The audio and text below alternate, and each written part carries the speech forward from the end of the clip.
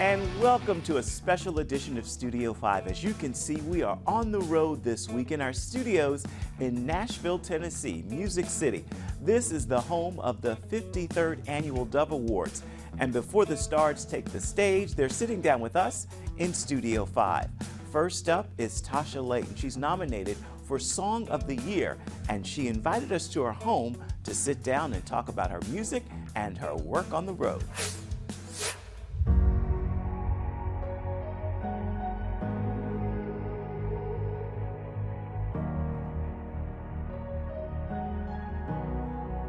Look what you've done. So we sit here on the eve of the Dove Awards. A year ago, you were doing pre-show. Yeah. This year, nominated. How's it feeling?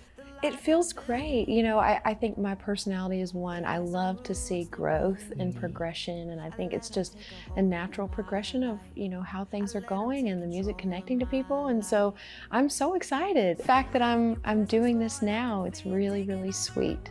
And I think the timing of it is beautiful, because I thought, you know, so many things in my life that I thought were detours were certainly not.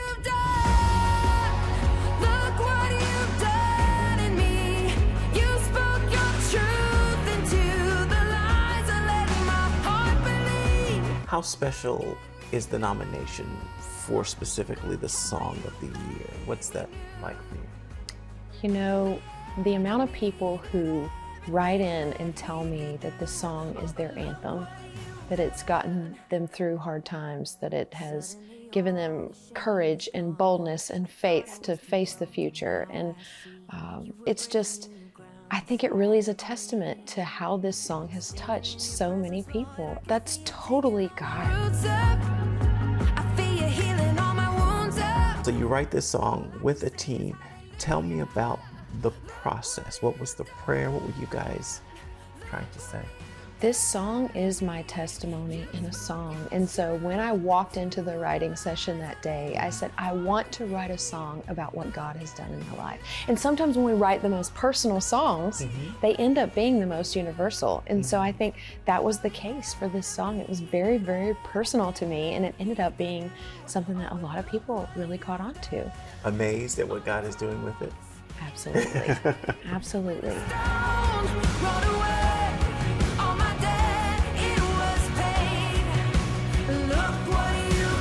You were saying that you felt, looking back, you thought some parts of your life were detours. What would you say you thought was a detour? Is it touring with Katy Perry? Is it American Idol? What did you think were detours? Yeah, most definitely American Idol. I wasn't sure why I was doing that show, but I think looking back, I can see how God used that show to sort of give me an idea of how I could be ministering outside of the church. And so I think a lot of times when I would think of, you know, that show and, you know, what all happened on the show, I'm like, why in the world am I here? What am I doing? I said I would never do a show like that. And then here we were. And when I left the show, I thought, you know, I think I'm supposed to be doing music outside of the church. And I told my pastor, and he said, you know, we've known that for years, Tasha. We've just been trying to, you know, waiting for you to figure it out. Wow. And so when I ended up getting the job with Katy, it felt like a detour, and it didn't. And so I kind of think, you know, my time with her at different seasons felt like, what are you doing? And then at other seasons, it felt like, gosh, I'm right in the middle of what you've called me to do right now, God. And so I think we all kind of walk through that, don't we? Where, you know, when we feel a grace to do something, there are times when we feel really comfortable in it and gung-ho. And then there are times where we're questioning, what am I doing with my life? And so I think I experienced all of those emotions with Katy. And looking back, I thought they were detours, and they really weren't. It was beautiful. And that's what I say about God's timing. His timing is so perfect. Can you make something from the wreckage? Would you take this heart and make it whole again? You shared dark times in your life where you were actually contemplating suicide. Yeah. What happened? I had been really wounded in the church, and I couldn't reconcile how Christians could be so mean with what I read in Scripture. And I didn't have the tools to process what was going on in my life. And so I went searching. And at the end of that road of searching, I found myself to be more depressed, more isolated than I ever had felt before. And I tried to take my life. And it was at that lowest of low, though, that I realized Jesus was the only one out of all those things I searched out that had any power to transform or any power to give me true peace. And so I forced myself to go back to church. I thought, you know what? At some point, it's got to stick. One Sunday, the pastor said, if you want a touch from God, come up at the end of service and we want to pray for you. And I left 3 hours later. And I always make this joke that they would have had to replace the square of carpet on the altar where I was because of all of my snot. I just completely, it was an altar moment for me, and it changed the trajectory of my life. And I just knew, you know, I had a lot of healing left to go, but I knew that the Lord had done something in my heart that day that was really, really special, and it hasn't been the same since. I think there are many nights that I sing Look What You've Done, and I might not get through it because I get emotional remembering what God has done in my own life. And so even last night, I got off stage and I went to the bathroom and I cried for like 20 minutes, just out of gratefulness, just gratefulness for the fact that I'm here, the fact that I have a beautiful family. I'm getting to do what I prayed to get to do when I was a young girl. And seeing people's lives changed every night, can't trade that for anything. I mean, that gets me up in the morning. I'm singing, look what you've done. Now, when the Dove Awards wrap, Tasha Layton will be hitting the road again in the RV, traveling with her children and family and touring, and you certainly don't want to miss that. We've got lots more of Studio 5 coming up in this special edition here in Music City. Next up, we're sitting down with Jordan St. Cyr. If you don't know the name, certainly you will know the music, and you'll know even more coming up. Life. It's meant to be lived fully. Jesus said it. I came to give you life. Life to the fullest. Life in your family. Life in your finances. Life in your body, mind, and spirit. Life in your everyday.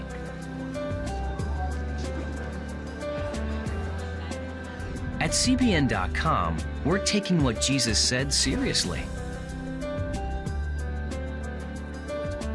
We're here to help you discover life. Life. Live it fully. CBN.com.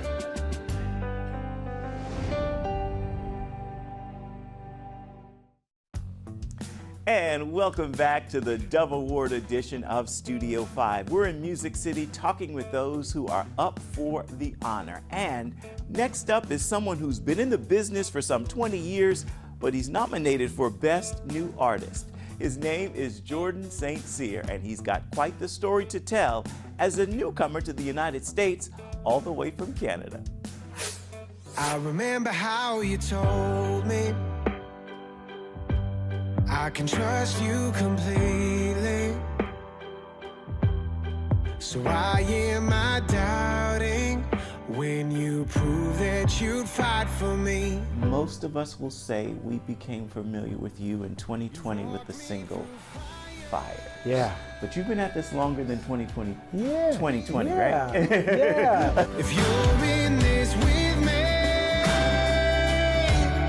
I won't be afraid. You know, when I started music in my youth group, I came from a very small town of about 1,200 people.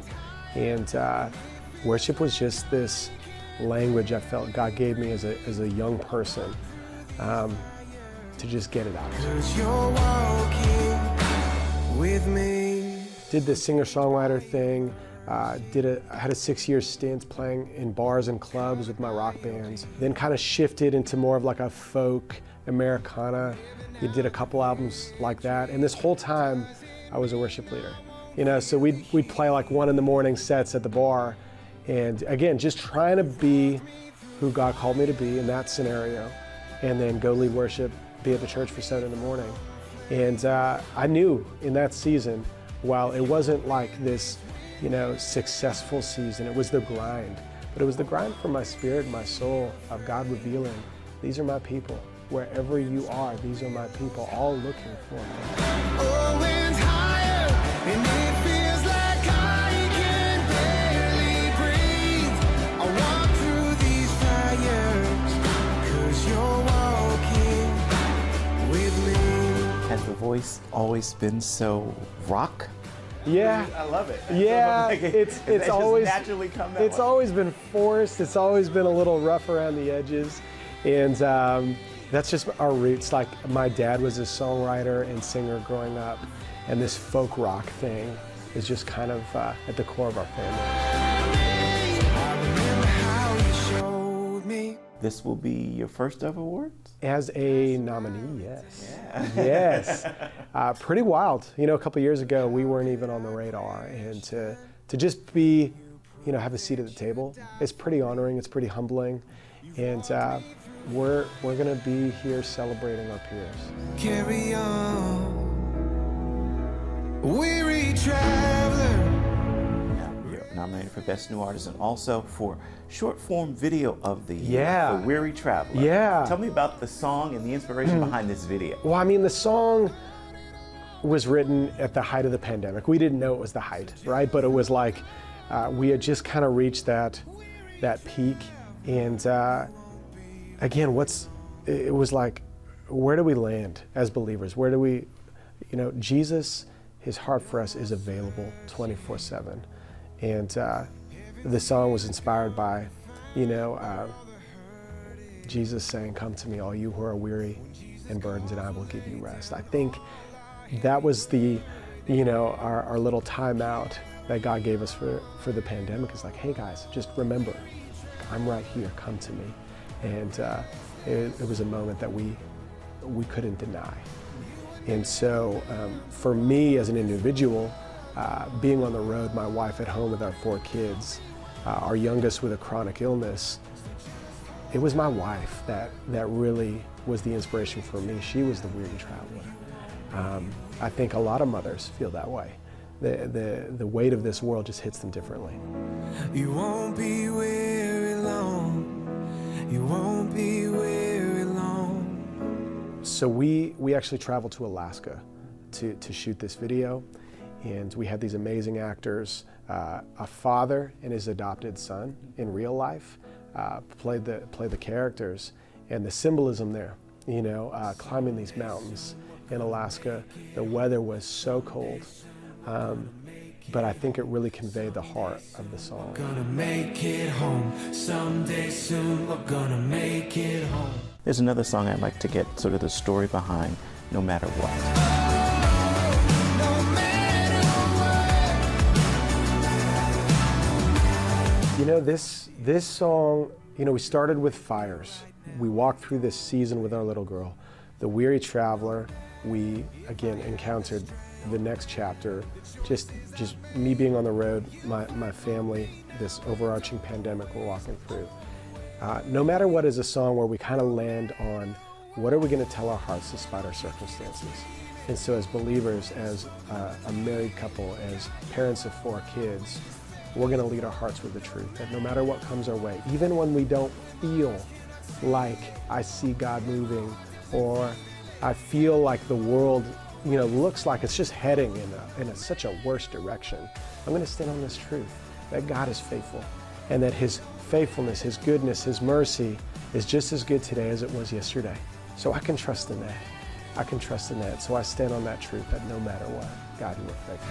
No matter what, God, you are always faithful. No matter what. Jordan is nominated for Best New Artist as well as Best New Music Video. Coming up is someone whose songs you are quite familiar with. In fact, they've been streamed billions of times, and chances are you've sung it in your church as well. Benjamin Hastings is joining us next.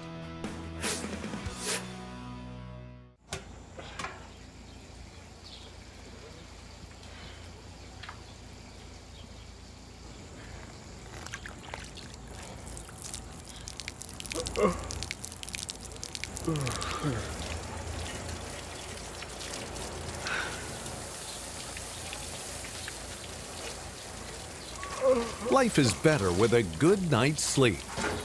Get your free DVD or booklet of Protect Your Sleep as the world watches from the outside. It's a big diplomatic tug-of-war here in the Middle East. Go inside the story with Jerusalem Dateline. Israeli archaeologists are talking about a discovery that could change the thinking about the Temple Mount. Join CBN Jerusalem Bureau Chief Chris Mitchell and get the biblical perspective on the events shaping the world. What starts in Israel then ends up going to other places.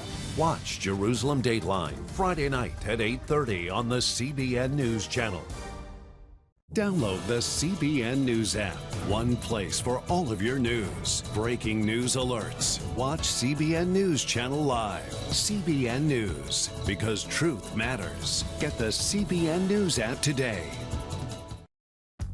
Welcome back to this special edition of Studio 5. We are following the 53rd Annual Dove Awards, and next up in the hot seat with us is Benjamin Hastings. He is a familiar voice from Hillsong, but he's branching out on his own, even as he is nominated for Worship Song of the Year. But isn't it just like you to turn it all around for good, like only you could, like only you would? Yeah, you turn it all around for good. Let's begin with growing up on the streets of Belfast. Do you remember that? Like only you could, like only you would. Take me back. What was life like growing up there? Well, yeah, so Belfast is an amazing place. I love Belfast. And it's always fun to go back and kind of crawl back into like the little Irish hole, and you know, it's really, really nice. Where your grace succeeds, the sum of all our lives. How do you go from there to Sydney? Yeah, so when I was in Belfast, I was busking. Do you know what that is? It's like, that's those people on the street who are just like singing, playing, yelling at people, trying to grab their attention. So I was doing that pretty much as a full-time job in Belfast, and I was doing a few bands, doing some different things. But I discovered when I was maybe 15 or 16, I was in a bookshop and I discovered a Hillsong United record, and I fell in love with the music. And what was really cool was I ended up, United came and played a show in Belfast, and I got to meet all the guys. None of them remember me, but I met all of them. I was so stoked. And then somewhere in the middle of all that, I sort of felt compelled to go out to Australia and be a part of the church there, be a part of the college, do that whole thing. So when I was 19, I moved out there.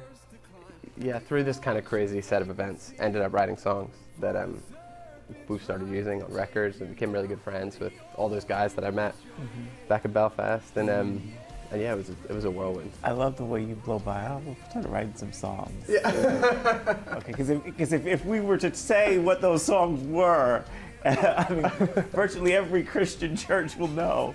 And you had a hand in helping to write them. I mean, how does it feel to know, I mean, your songs stream and are sung over and over to this day? I mean, these are life-changing songs.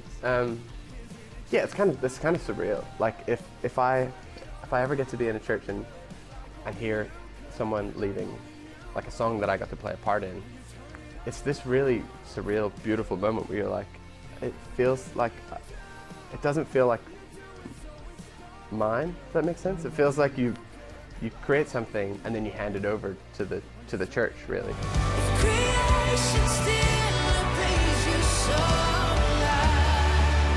The one that comes to mind for me that is so powerful to me is "So Will I." You had a hand in writing that. Do you remember that process? Yeah, absolutely. So that was the first song I ever wrote with Joel. And we went on this journey together of over the course of maybe a year and a half, just sporadically bouncing back and forward ideas. And he was the one that originally sent me the concept of like, okay, well, what if we make every chorus different? We take people on this journey. And as a part of that, in that initial, he kind of, he blasted me 1,000 lyrics. And at the end, there was that line, he'd swapped the 100 billion galaxies in the last chorus to 100 billion failures disappear. And as soon as I read that, I was like, oh wow, that's like, I fully see what you're doing. And I remember saying to him in this text, I wish I could find it, it was on an old phone and I lost it, but we have this text thread where I was like, bro, this is so beautiful. And I was like, I don't think anyone's gonna sing this anymore, but like, at least we'll love it. And I remember he replied, he was like, I think you'll be surprised what people will sing.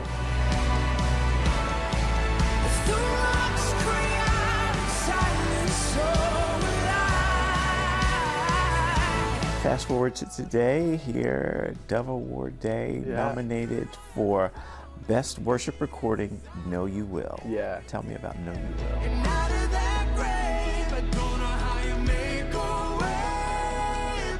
Okay, I've got a really funny story about Know You Will. So, that song, we were working on the album, Are We There Yet? All kind of through the pandemic season. And one night, he was in the studio late by himself. And in the studio, we have like a golf net, like just to hit balls into. And so he was in there just practicing his swing in the middle of, he would write for a little bit and go there and just hit some balls. And somehow, some way, he hit the ball wrong and it went straight up in the air. Hit, what are the chances? Hit a fire sprinkler. The sprinkler comes off. And all of a sudden, we have CCTV footage of this. It is so funny. All of a sudden, liquid, I don't even want to say water because it wasn't water. This is like black gunk starts firing out of this thing. Like, I think they excrete like 10 gallons a second or something. It's something insane. So this old water from this old 50s building is just pumping all over the studio. And he's like standing there just getting covered in essentially what is like sewagey kind of water. And is like, what do I do? So he runs to the kitchen, grabs some paper towels and starts trying to clean it up. And quickly... You really think paper towels are what you need in this? And quickly realizes this is not going to help. And so the place is flooding. So it's the middle of the night, like 5 in the morning. The studio's flooded. And they sat down and wrote the chorus. I don't know how you make away, but I know you will. In the verse, we wrote in a bit about I can't remember what it is right off the top of my head, but we wrote a bit about in the flood and in the thing, and that's just a straight reference to the time Joel flooded the studio.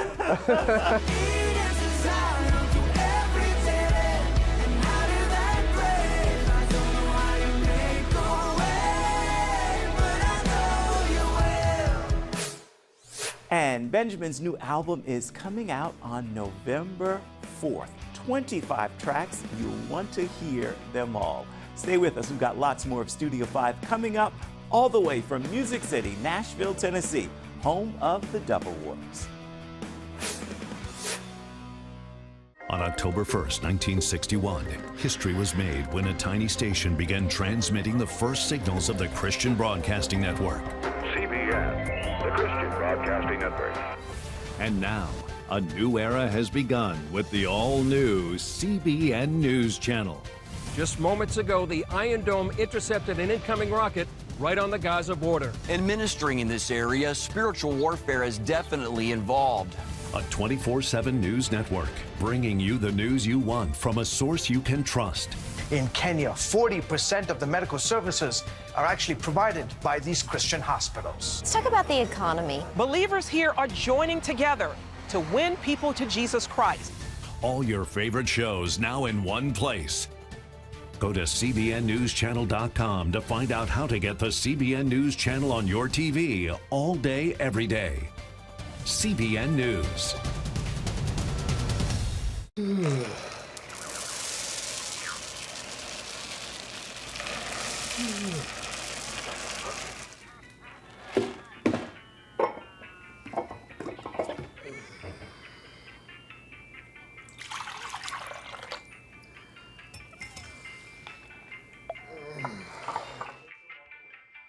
Life is better with a good night's sleep.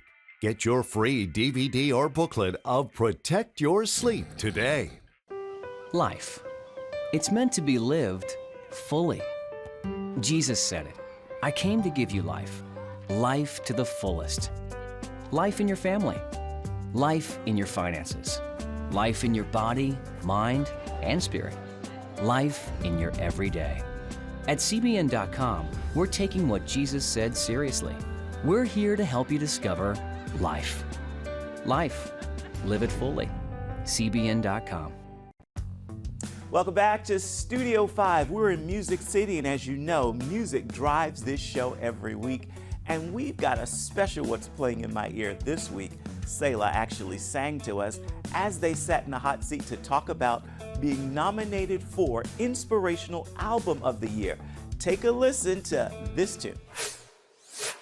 Put your hand in the hand of the man who stilled the water. Put your hand in the hand of the man who calmed the sea. Take a look at yourself and you will look at others differently by putting your hand in the hand of the man from Galilee. Put your hand in the hand of the man from Galilee. Selah has 2 new projects coming out this year to celebrate 25 years in the music industry. Well, we are just about out of time for this edition of Studio 5, so we want to give the final word to Tasha Layton. Take a listen.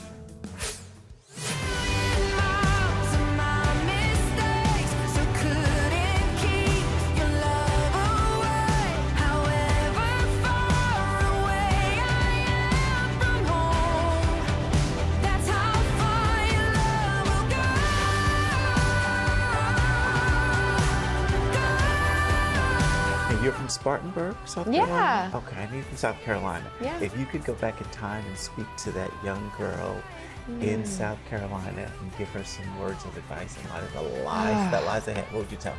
Don't you worry about what everybody thinks.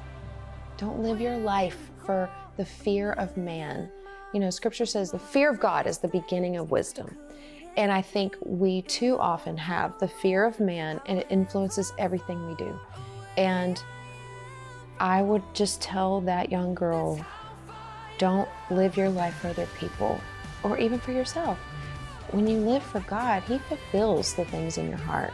And so that's what I would tell her. That is a great final word. Tasha Layton, thank you for inviting us to your home right before this year's Dove Awards.